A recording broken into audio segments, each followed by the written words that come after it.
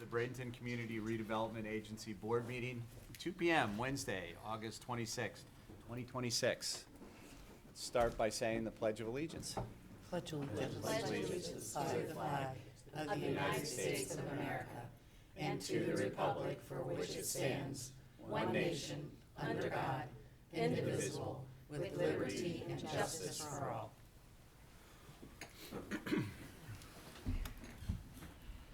Okay, moving along. Citizen comments. Do we have any citizen comment cards? No, sir. All right. Seeing as there are none, we'll move along to the consent agenda. Anyone have any comments, concerns regarding the consent? Mr. Chair, I move to adopt the consent agenda A, C, D, and E. Okay. Second.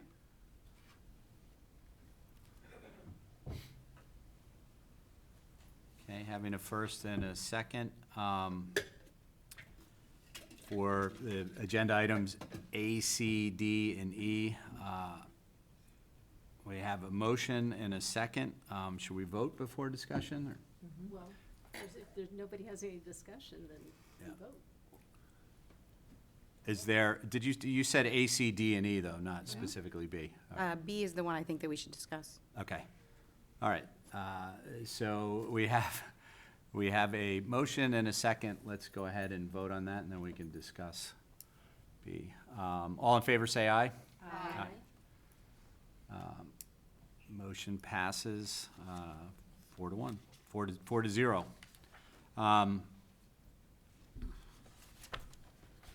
Ms. 5-0, I'm sorry.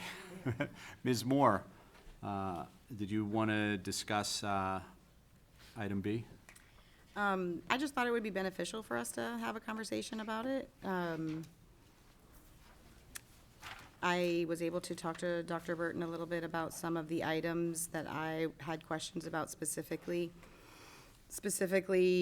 earmarking for demolition, title, capital improvement projects, and land capital outlay. I feel like I understand what is happening, but I thought maybe we should have an opportunity to talk about it. Which CRA are we on? Well, that was just an intro to the generally speaking. Those three items that I mentioned are across, like in differing amounts, but across all of the budgets. I'm just trying to look at my notes too, because I put them in these little text boxes. So, I mean, specifically, I wanted to point out that we are,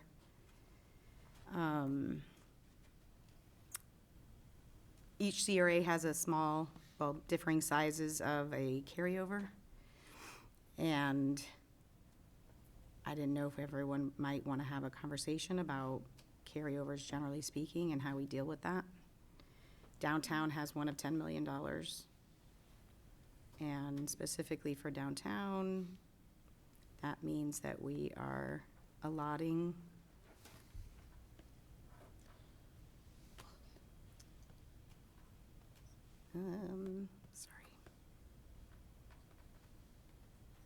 we've got 4.3 in land, and we have 5 in the.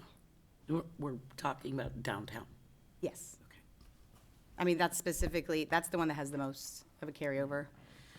And then we have $5 million allotted for historic building renovation. So I thought it was worth a conversation. If anyone has any thoughts on that. What is the actual question? There's no question. Oh, okay. The $10 million is a carryover from land from this year that was not spent. So I carried the land, a portion of that land to land in downtown for this next fiscal year. And then with a potential renovation project, I put the other part of that land into that project, in projects and grants, or, yeah. Quick comment? Oh, sure. I mean, You know, back even in the days of the DDA, we did do a lot of carryover, and a lot of times, for whatever reason, I think it gave us a little flexibility. If something came up that we didn't know about at budget time, and we're not unable to act quickly. So that's what we did back then. I'm not saying it has to be done now, but I like having that flexibility. Also, it's projects that either never happened, or they're projects that are ongoing, that we have to, like with Love Park, we have to carry over Love Park, because the construction didn't start last fiscal year. It's supposed to start this fiscal year, so we carried that over for Central. Do we anticipate at this time, are we trying to keep some carryover, or that is really just, Well, it's hard to do necessarily to answer that question, because if there is a point where we do use most of our funds for that fiscal year, then we're not going to have that carryover. I mean, you'll probably always have something, because not all projects are going to get finished usually, or something comes up at the end of the, near the end of the fiscal year. Because we still have, right now, we still have another, month and a half, month plus. So there's more, things that may be paid, things that will go into November, things like that. So you'll always probably have some sort of carryover. At these numbers, probably not, depending on how much you use that during that previous fiscal year. But it's just based on what funds aren't used that year, that fiscal year previous. so it's safe to say if we spend $5 million out of the 10, we don't anticipate having another 10? It would reduce what the cushion basically is what it is, right? So if we call it that, lack for a better word, then we would not, so say we did spend the $5 million, right? So, and we didn't spend the land of 4.5, then that 4.5 would will carry over to the next fiscal year, but the 5 million wouldn't be there. And then every year we also get the increment, so we get funded by the city and the county every year on that increment. So based on whatever those ad valorem taxes, because it's based on the methodology of ad valorem taxes, so whatever those come in at is what we will see. And we usually have an inkling of what we're gonna get. I think the first property appraiser estimate comes out, I think, April, right? So we get a kind of an area of what it's gonna be that for the next fiscal year. And then as time goes on, they send an update like a couple months after that. I think we got one in June. And then we'll get another one probably before, I would say maybe before October, and then they'll finalize it at the end. So just so you're aware, the statute is very clear about carryover, rollover money.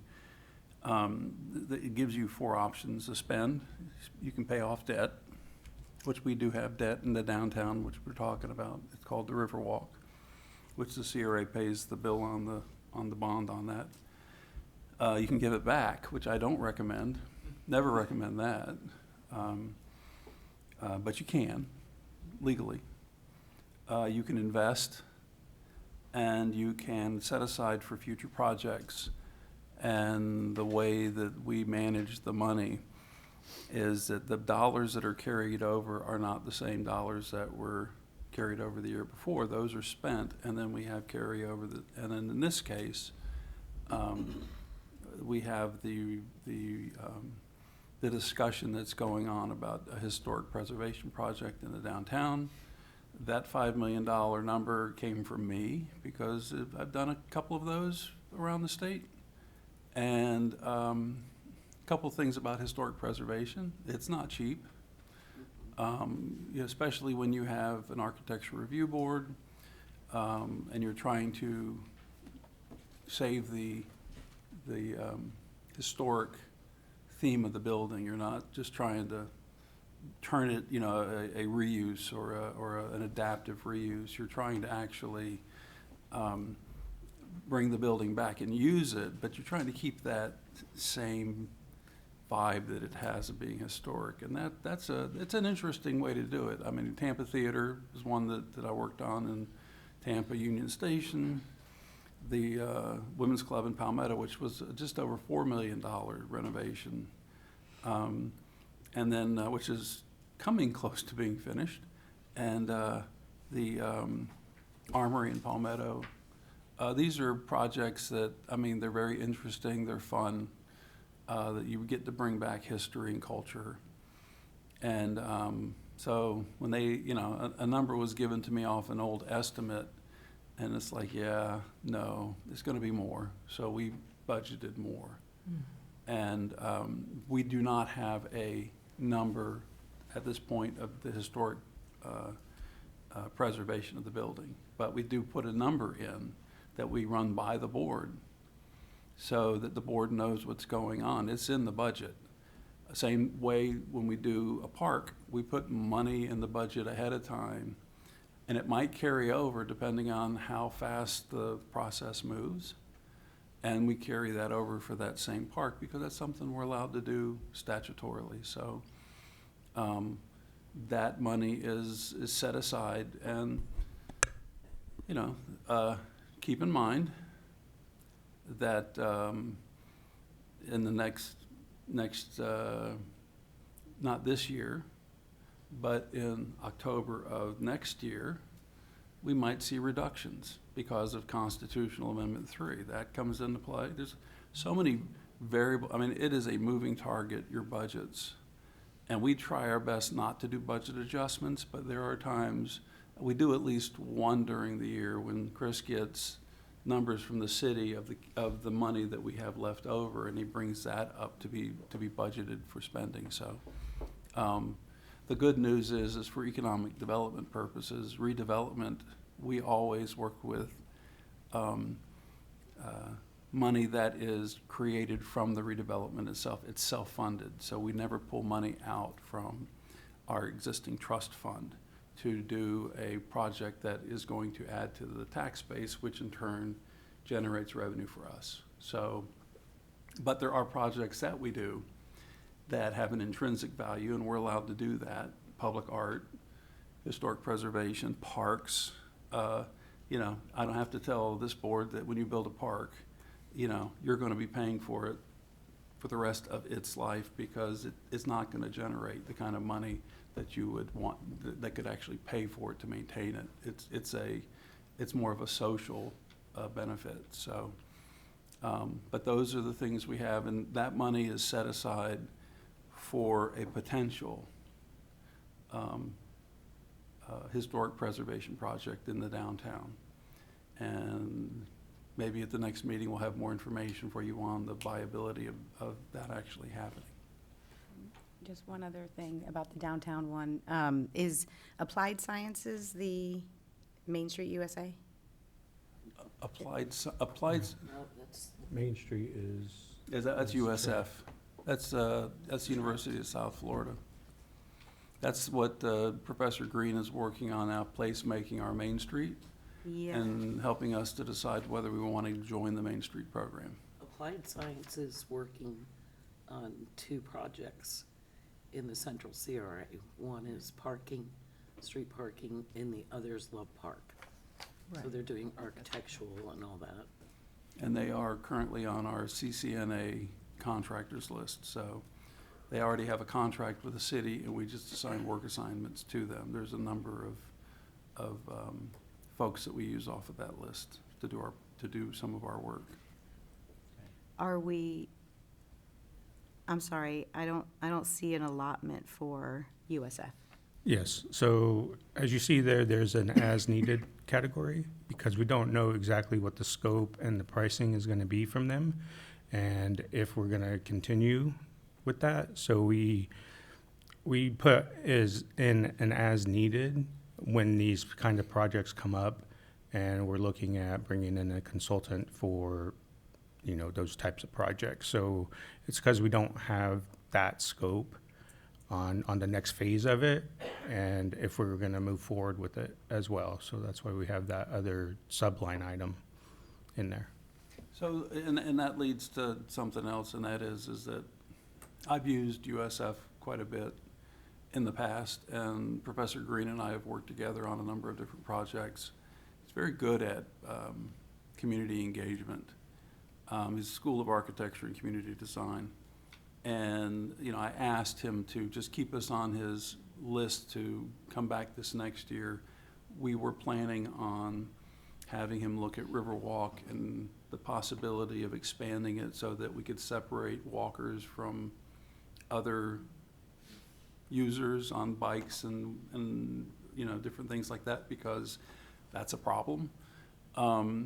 We've also talked with him about the possibility of doing because we only have so many years left, doing a Tamiami Trail CRA,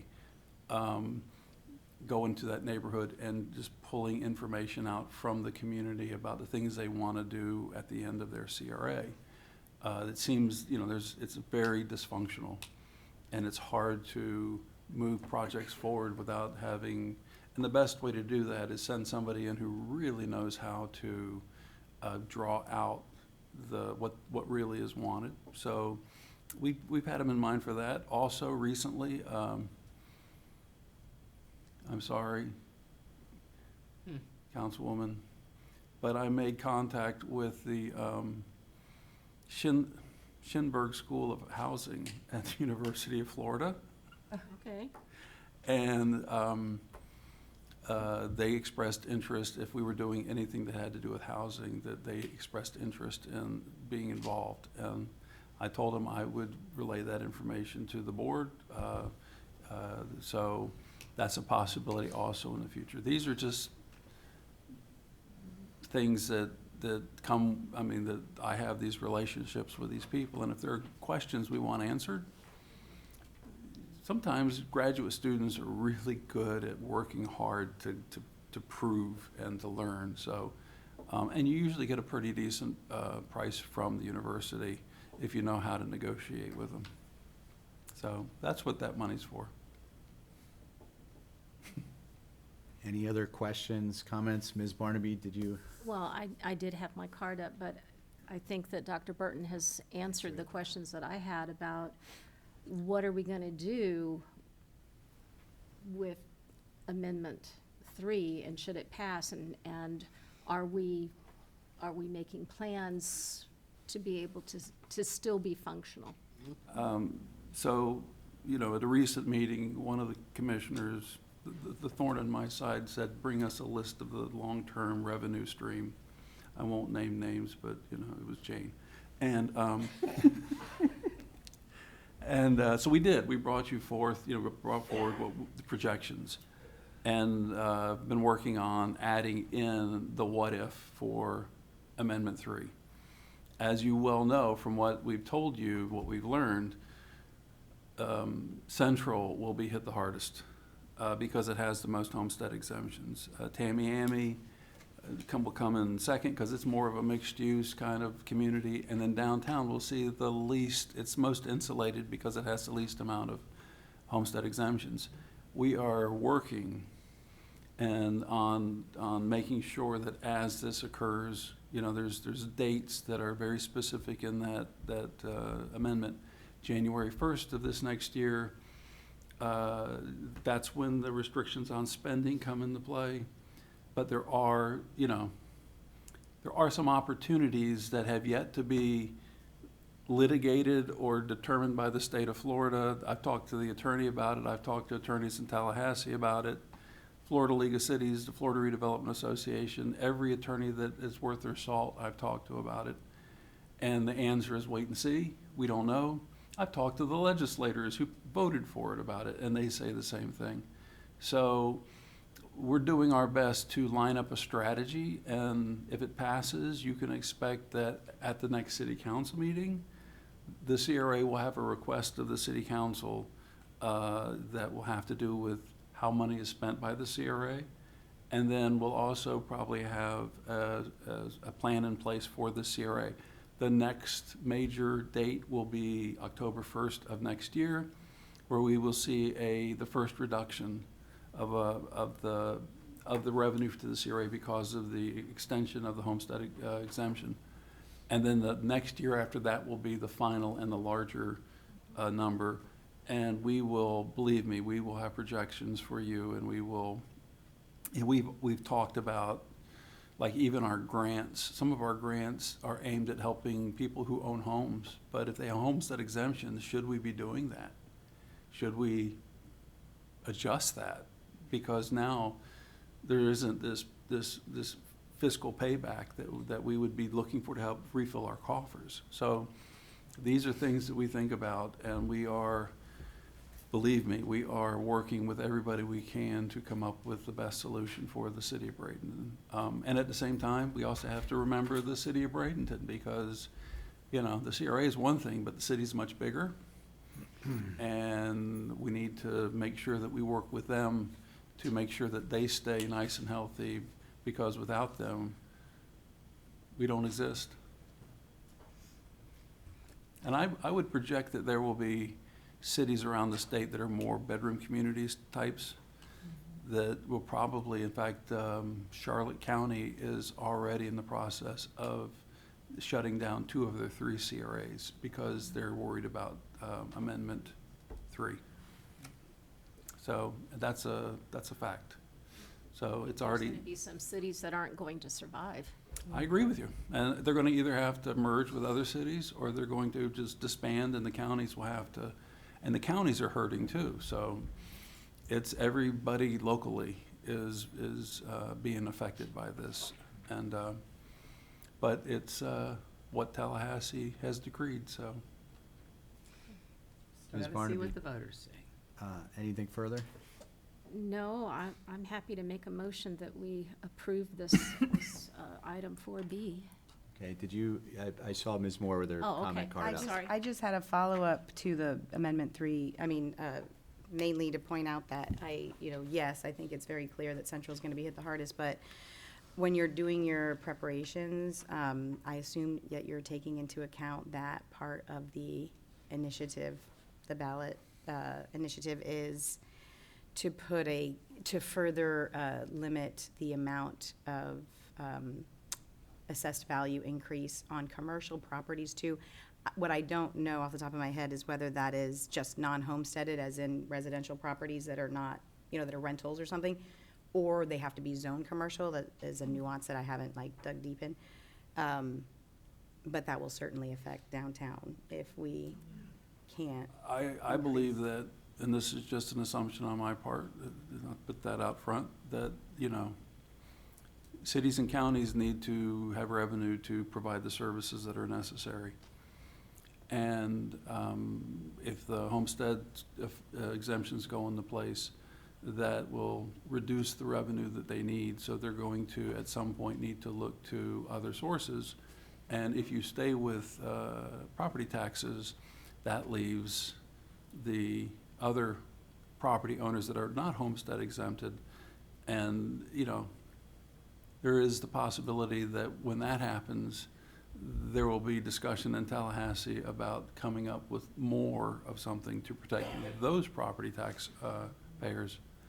In my mind, I also think, and I've talked to Chris and Todd and KK about it, alternative revenue streams, things that are insulated from the capital, things that, leases, service fees, anything that the CRA can invest in that will generate revenues that aren't necessarily constitutionally tied to the capital.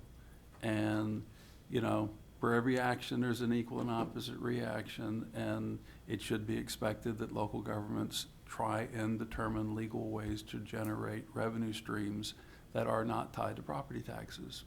It's entrepreneurial, it's creative, but it also has to follow with that guy over there, the attorney, for him to nod his head to me and go, Jeff, that's okay, you can do that. So we try our best to figure out ways to help generate more revenue to the CRA that can be used to supplant the losses we would have with the increment. One last thing on the budgets. Chris did a really great job on the budgets, and he told me today that the budget you see in the city budget might look a little different than the ones we presented, and that's just communication between us and the city finance department. So you have our budgets. Mr. Chairman, just one more, don't want to get into necrotized equine abuse here, but something that I had not considered was, since COVID and the way that the state responded to it brought a lot of people into the state of Florida. It's in the state constitution. We don't have an income tax. There's a lot of states that have income tax. Now can you imagine when they find out that we have little to no, if it passes, little to no property taxes, and we think we've had a problem with growth so far? It's just something to consider, Yeah, absolutely. so. I know we spoke a little bit about downtown, or a lot of bit about downtown. Any, regarding 4B, any comments about Central or Tamiami? You did speak a little bit about those. They're all gonna have the same problem Yep. if it passes. Yep, regardless of which one's the hardest hit and which one isn't. Do we have a motion? I'll make a motion that we approve item 4B as presented today. Second? Okay, we have a motion and a second. Let's take a vote. All in favor, say aye. Aye. No one opposed. Motion passes 5-0. Moving along to other discussions and new business. Dr. Burton? Chris is going to Chris? give you a short presentation on a proposed land exchange that we've been working on in Central. And it's very beneficial to both parties, and Chris will explain.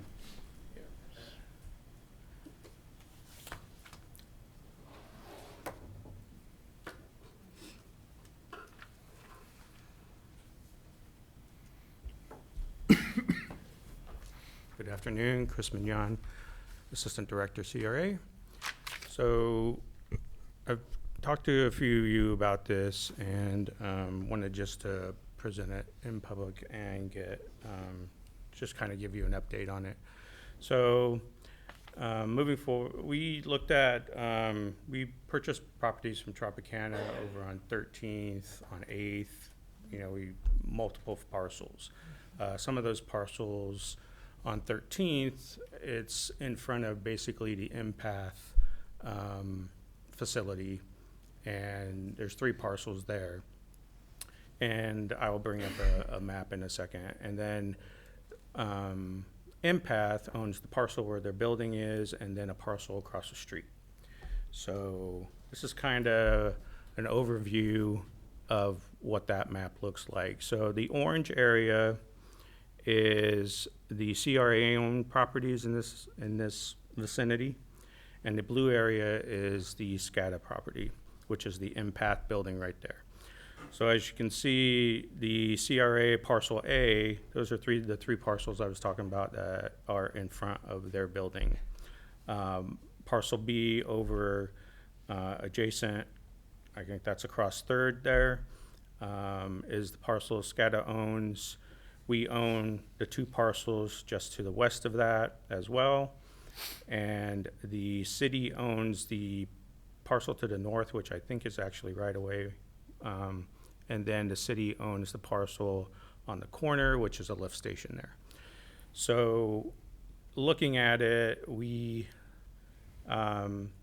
reached out to empath or SCADA in regards to a potential property exchange. It just kind of makes sense since they have the building there and those parcels would benefit them more. And then over to the west, that parcel would basically benefit us more because it would increase our land about 0.8 acres there. So that's the kind of the overview of it. And then this is the CRA parcel. It's 0.6 acres. It comprised of the 3 parcels there, and that would be parcel A, so that would be exchanged for parcel B here, and that's 0.8 acres. We're looking at doing an even exchange, no money. Each person would bear their own costs as far as, because their parcel is one parcel. So they have to split it off of the main parcel where the building is too, because it's one parcel, right? So that's one thing that they're gonna have to do. They'll provide us a legal and sketch of the area that will be swapped. So basically, we do have an LOI, a non-binding LOI out. There's just a couple things that their legal counsel is looking at. We went back and forth just a couple times. He had to take it to his boards and kind of get their okay to go forward with it. They've done that.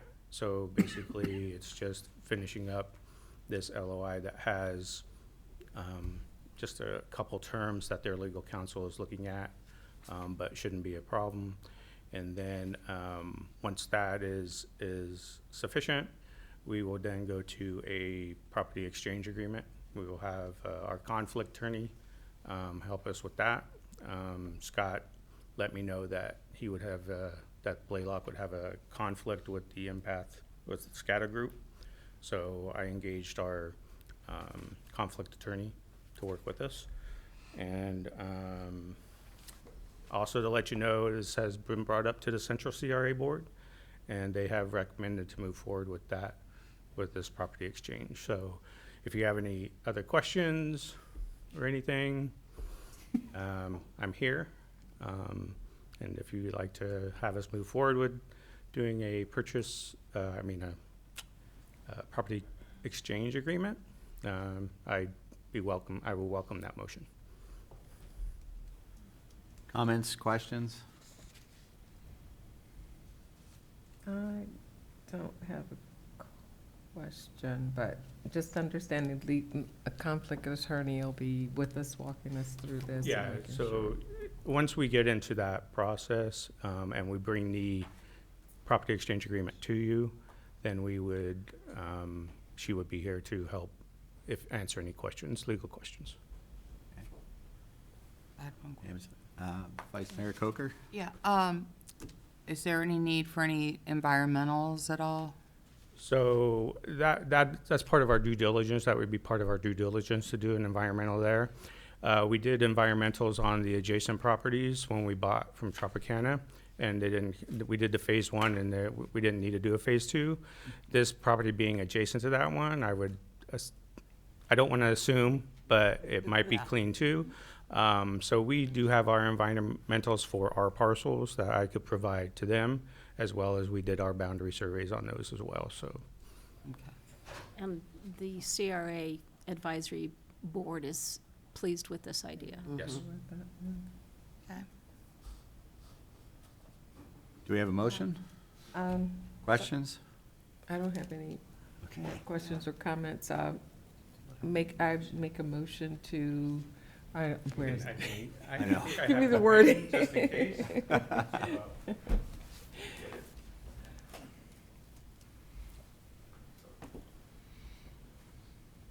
So the motion would be to move to direct staff to negotiate the terms of a land exchange agreement with CRA conflict attorney to be brought back for board consideration. So moved.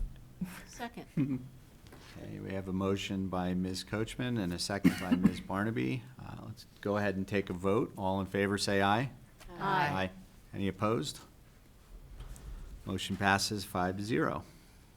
Thank you. Mr. Chairman, just some other things, just quickly. One is that we received back 2 bids for the construction of Love Park. And the price tag on that is about $1.6 million with a 10% contingency, which brings it up to $1.769 million. We have that money budgeted, and we are working with the purchasing to move forward to get that going. So just to let you know that we finally made it through purchasing, and it was right around the number we expected, so that's good. That's a testament to the engineering estimate that we got. It will move forward as fast as we can get it to move forward, but just nice to know that.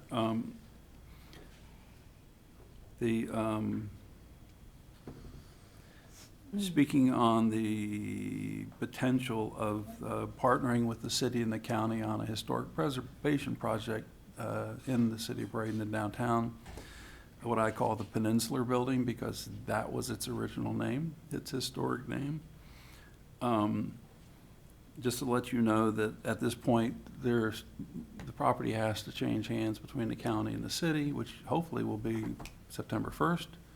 There are some minor expenses like an environmental for demolition that will probably cost $2,500. There's a fee to the Architecture Review Board, because even if you do a demolition and you prepare to do work to a building like that that is in the historic district, and even though it's not on the state or federal historic preservation list, it still is historic, and that will need to happen. Those happen after September 1st. I just wanted to let you know that I think that fee was $1,700. These are well below the $10,000 limit that a director of a department can go out and have that done. When the property is under control of the city, we will begin to do some of those things. This is not an environmental for ground. This is an environmental for inside the building for demolition.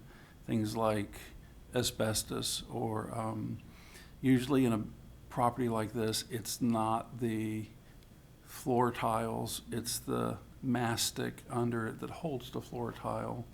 And these are usually, this is non-friable, which means that if you grab it and rub it, it doesn't float up in the air and get into your lungs.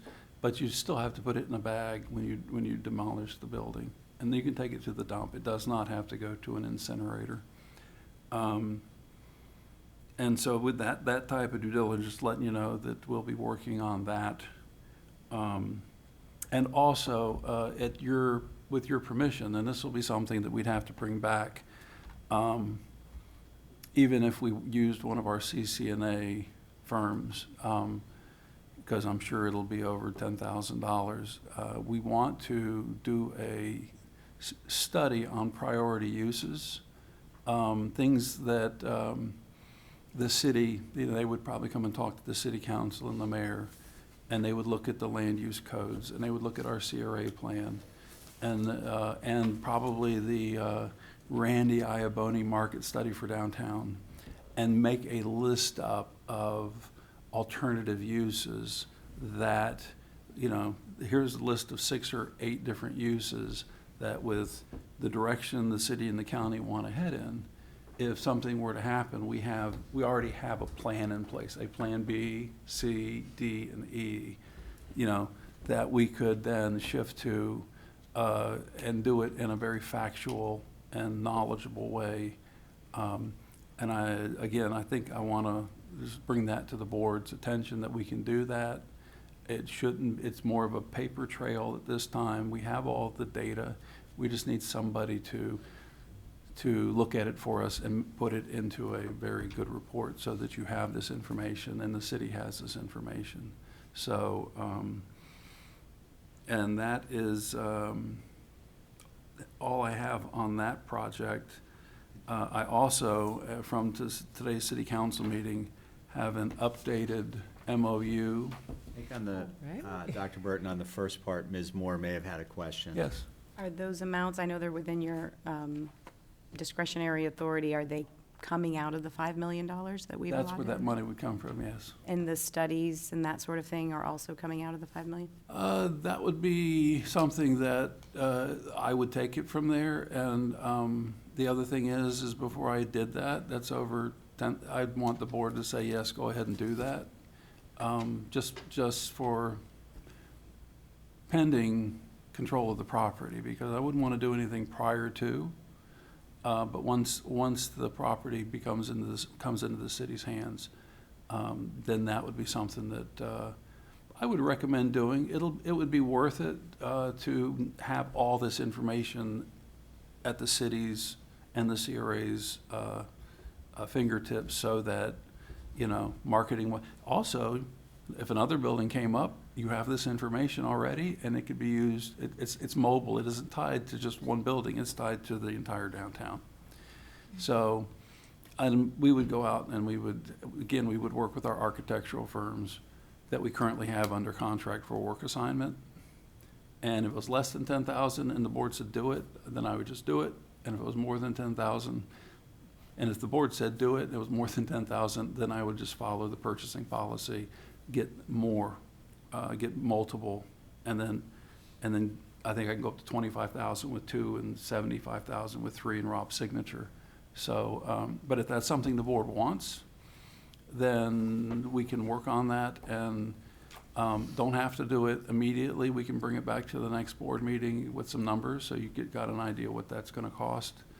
But with that marketing analysis we have, and all the other information we have, it's good to know what options are out there. So it's always good to know that. So that would, and again, it's, right now we could take that out of that number and just have that information at hand. So I just want to keep you up to date on where we are and what we're doing. And since we have meetings once a month and we want to move on this, I just wanted to bring that to your attention. Thank you. And just so I understand, the study on priority uses, that would be across a broad spectrum of industries, Yeah. not just, It would be limited. The only thing that would limit it would be the city's land use code, which we follow. So we wouldn't put industrial in there. I mean, they wouldn't allow it. So it already meets the form-based code. It's right up on the street. It's an existing downtown building. It's beautiful. So, any other questions? Yes, ma'am. Do you need a motion for us to approve that? If you would like that, then the motion would be to instruct staff to look to do a priority use on historic buildings in the downtown and bring it back to the next board meeting. And if you said so moved, I read the then, memorandum. oh, the memorandum? that's- yeah. Absolutely. The memorandum, it was sat down with Rob and the attorney and came up with to me, a really good MOU that meets the needs. And also, if another university came in, we could tailor it to that university also. So yes, we would like a memorandum or a motion on that. I just wanted to add that obviously we had a discussion about this morning in this morning's city council meeting. So if we are brief or not on it, it is that it was, in a similar light, discussed this in this morning's meeting, so. Is it in substantially the same form? Ma'am? Is it in substantially It the was same? sent. It was sent to everybody. Yeah. Did you not get it? I'm not positive I had. We gave it to the city clerk and Yeah, it went out. she sent it out to everybody. I've got a copy and it's brief, if we want to take a Yeah. recess and look at it. We need to take a recess? No. No, if she's, I mean, I think she's pretty straightforward.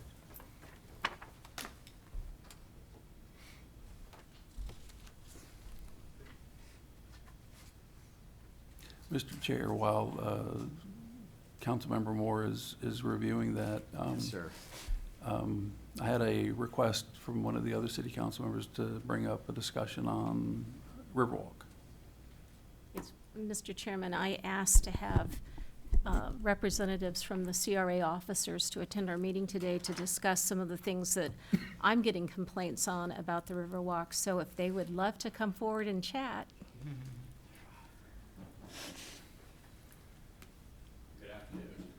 Afternoon. I'm Lieutenant Borden. This is Sergeant Emmerich, and love to discuss any questions you guys have right now. Well, the two big things that I'm having people have concerns about is the use of the e-bikes on the Riverwalk. Unfortunately, common sense is not a flower that grows in every garden. And, you know, you've got people on e-bikes that are going probably much faster than they should when you've got people walking on the Riverwalk, people with dogs and leashes, people with children that dart and do the things that children do. 100% agree with you, and we're seeing this statewide. I just went to an FDOT meeting with FHP in Manatee County and other agencies from the area, and it's one of the big concerns is the e-bikes. We just recently had a 14-year-old get bay flighted to all children's out on the causeway because him and his buddy were racing along with their little e-bikes. I don't think the parents realize how dangerous these are, but the big problem we're having right now is the dictation of the law. As long as it has pedals, it's classified as a bike. You don't have to have a license for it. So I did bring some documents for you guys if you guys would like them. You guys can look at a few. I'll pass them around for you.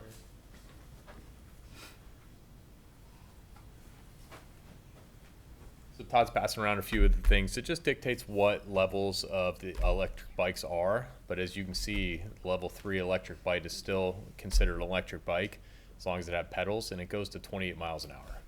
It's pretty crazy for a young kid to be riding around, and we agree with you, it's pretty dangerous.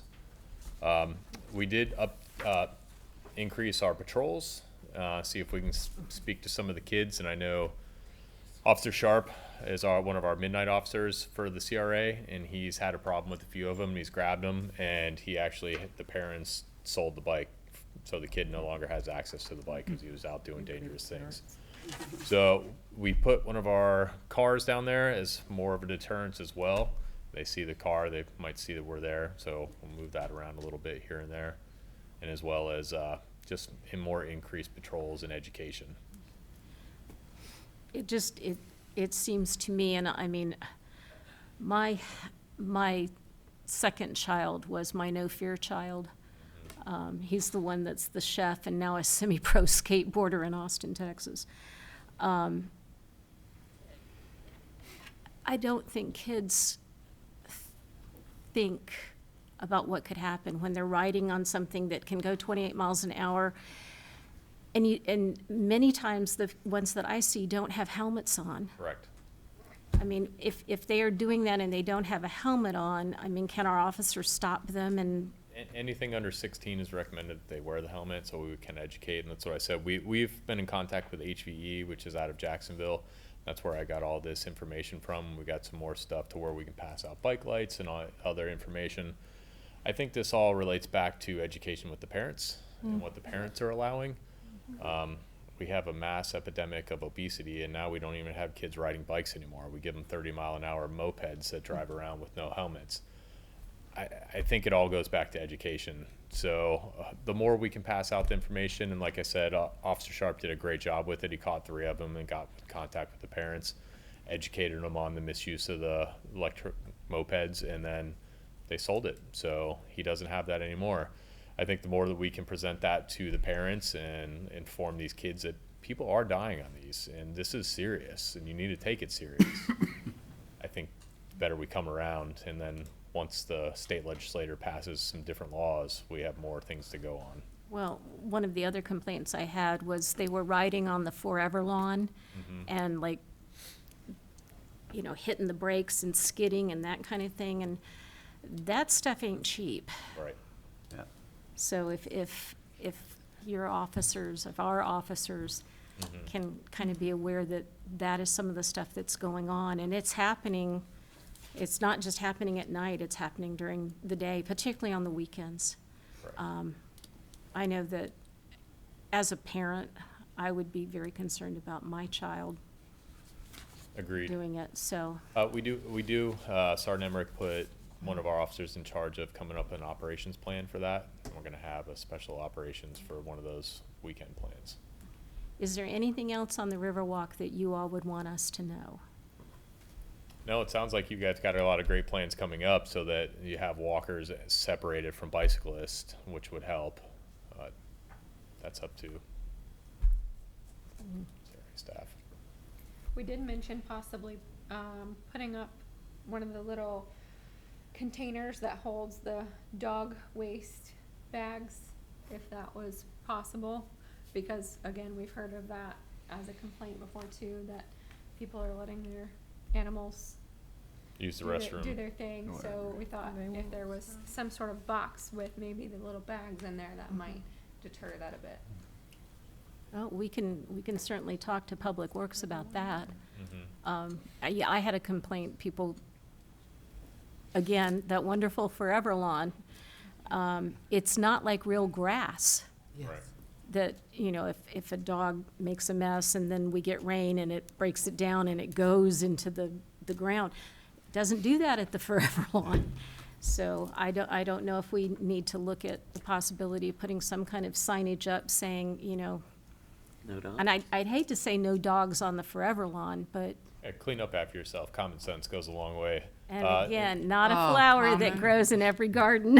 And so we have her working on that as well. She's going to be reaching out to the sign shop as well as Public Works to see if they're able to get those things up. Perfect.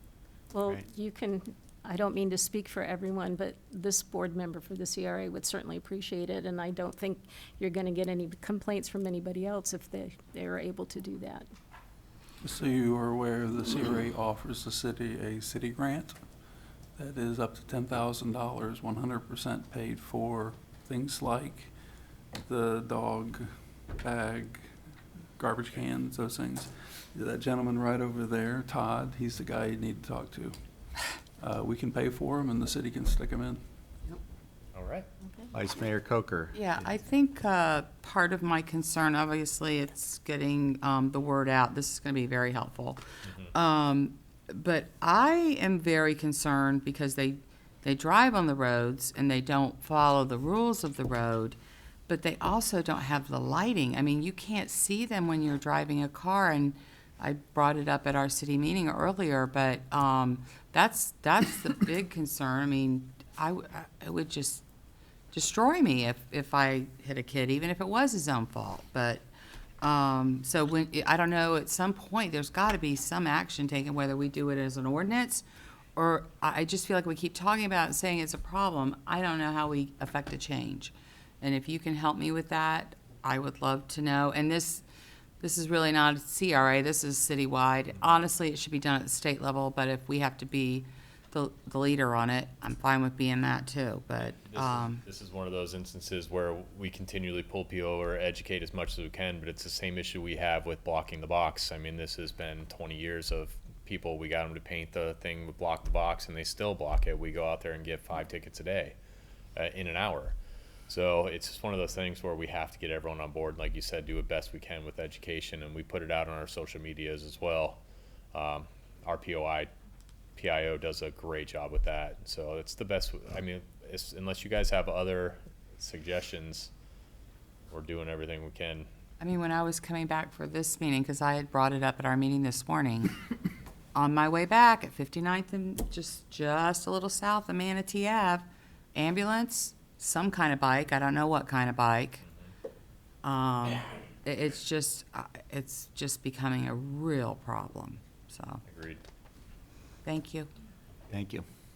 Any other questions for us? Keep up the good work. Thank you so much. Thank you. So are we going back to our? Yeah, so back to the, Okay. I saw where it went out at 10 to 12. I read it. Oh, okay. did you, Ms. Moore, have any comments or questions upon reading? Nope. Okay. For somebody whose husband is an attorney, it's probably one of the most vanilla pieces of legal work I've ever seen.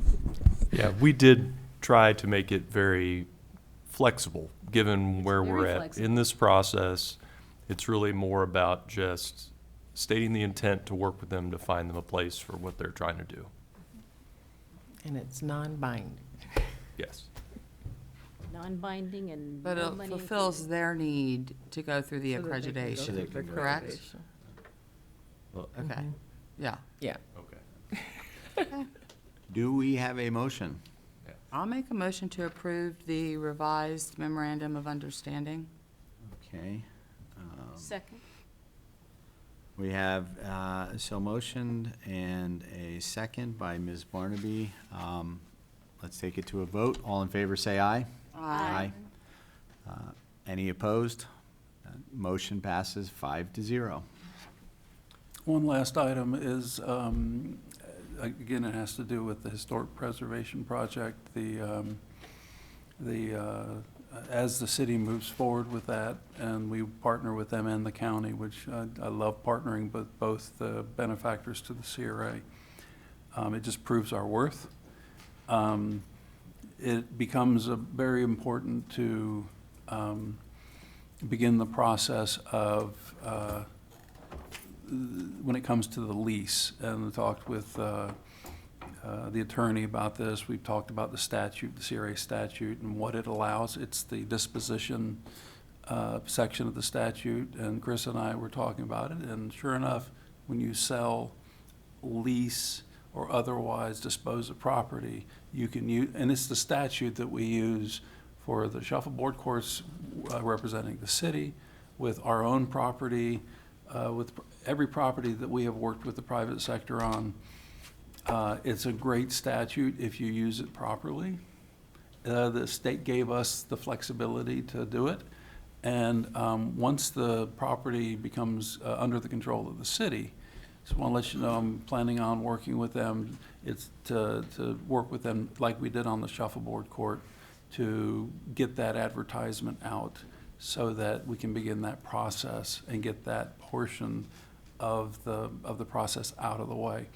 It could go out as soon as next Friday, which means that anybody that would be interested could be back with the city by October 6th. And once that occurs, then the negotiations that everybody was talking about, the nitty-gritty, the details, those things can then be discussed in earnest. But we need to get that 30-day period out of the way. And working with the attorney right now on the ad, luckily we've done it before, so we have a really great advertisement to work off of. It's worked for us in the past. It'll work for us again, but we just need to make sure we follow the procedure and get that out there. So want to let you know that that would be coming, and that would be for the city. Nice thing about that statute also is the county, the city, or the CRA can use that statute when it's in a CRA. So the city can work like a CRA. In this particular case, it has the authority to do that. So we will be working with the city to get that out. That's all. Chris, you have anything? I think Todd does.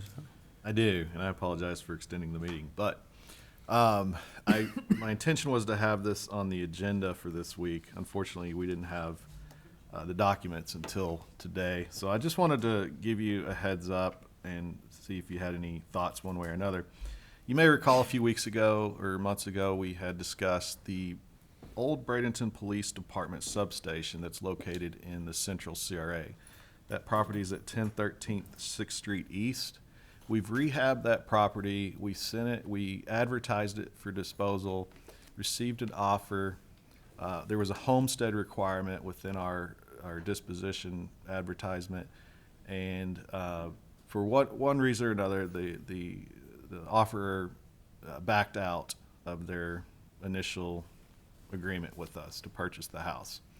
I took it to the Central CAC August 5th of this month and requested that we list it with the city's brokerage department that they have contracted with to get the property on the MLS to get it, fully advertised as a residential property should be, or commercial.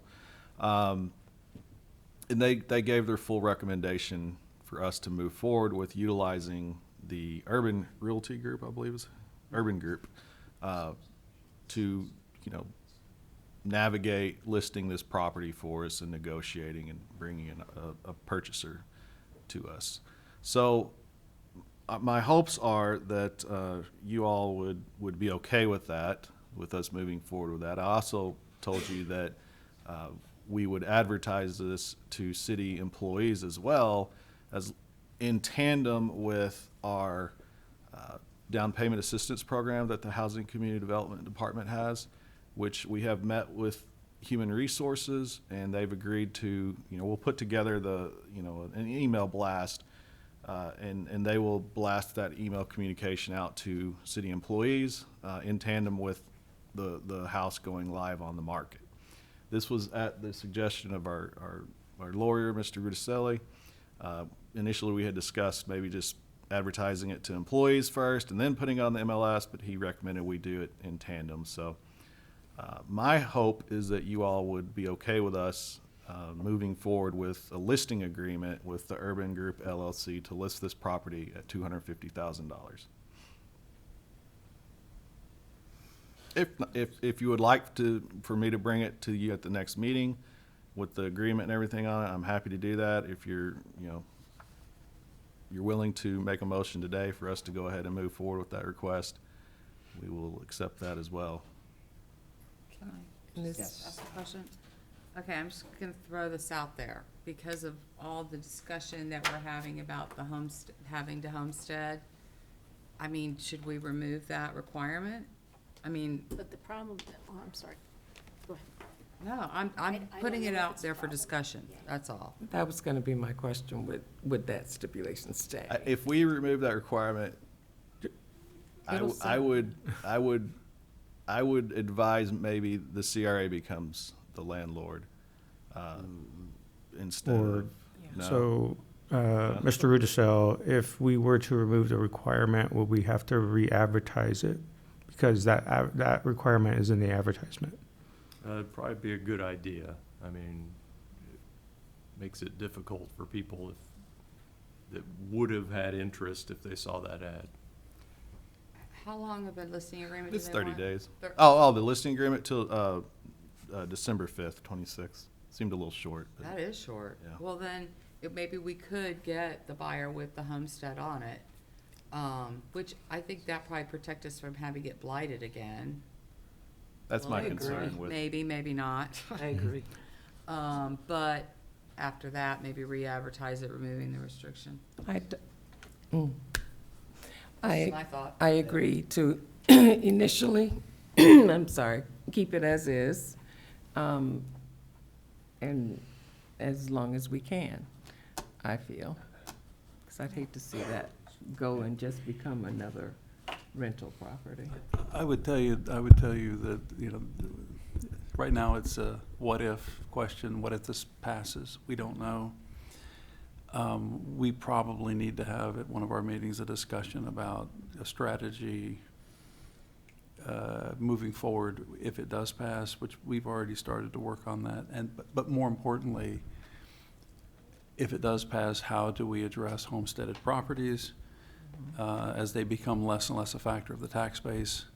And I think that's something maybe we wait until the vote, and because that's going to be a hard discussion to have, and I'd rather wait and see. And then because the money, the change in the money won't occur till the following year, till the following October, and that gives us time to put a strategy together. So, And we're just not talking about something that might happen. We're talking about something either does happen or doesn't. And if it doesn't, then we don't worry about it. In the meantime, this agreement, Mr. Campbell, you said is December 1st? December 5th, 26th. December 5th, Which so is- roughly 90 days. I mean, I'm fine with doing something today unless Yeah, somebody else. if it's gonna, if it's going that fast. It'd be good to get it on the market before sooner rather than later, because people get distracted once you get into November. Mm-hmm. Are you making? If Yep. you want Do to we make have a a motion? motion, I've I'll written make a one motion. that, you want me to read mine, or Yes, you please. can read yours? And then I can just. If you're so moved, we ask that you move to authorize the CRA chair or vice chair to execute a real estate listing agreement with the Urban Group LLC for the sale of the property located at 1013 6th Street East, Bradenton, Florida. My only thing would be to say, it's just a standard bar listing agreement. We made some modifications to it, but yes, it was their agreement that we modified. Okay, I'll make the motion. Second. Okay, we have a motion and a second. Let's take a vote. All in favor, say aye. Aye. Aye. Any opposed? Motion passes 5-0. Just want to note for the record that we went an hour and 5 minutes, which I think is longer than what the city council did today, and I'm very upset about that. Mr. Chairman, I have one more thing. Oh, Yes, ma'am. Just one more thing. So when I went to lunch today, I ran into somebody's sweetheart and their mother. And they tasked me with making sure that our executive director got his Starlight mints. So you need to go home and tell them I did my job. That explains the text message I got. Thank you very much. Any other comments, questions? Where do the sweet treats come? you know, horses. We are adjourned.